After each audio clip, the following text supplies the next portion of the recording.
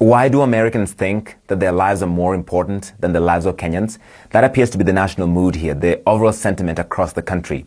There's near universal opposition to this U.S. plan to set up an Ebola quarantine facility or isolation ward in the country for Americans.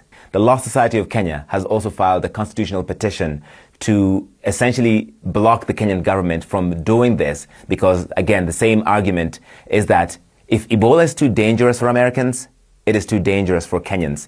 The Kenya Medical Practitioners and Dentists Union, that is the union representing 10,000 plus doctors in public and private hospitals, are opposed to it. They say that Kenya is a sovereign nation. It is not a geopolitical isolation ward, and that they will not allow the Kenyan government to give up public safety for foreign aid. That reference is because the U.S. has said it is committing $13.5 million to Kenya for Ebola preparedness efforts.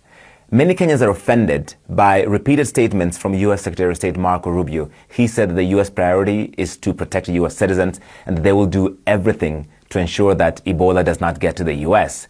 The corollary here, the way people see it here in Kenya, is that they're saying, oh, you can have Ebola over there in Kenya, but it cannot come to the U.S. even if they're American citizens. But the Kenyan government has not been fully transparent in terms of what deal they got into with the Americans. So far, there's been no response from the Kenyan government, and that is fueling a lot of speculation as to why President William Ruto's government got into this deal in the first place. And some Kenyans say it appears to be for the money, and they say return the money to the Americans and keep us safe, because they feel that the Kenyan health system, the healthcare infrastructure here is just not ready for an infectious virus like Ebola. Larry Medowo, CNN, Nairobi.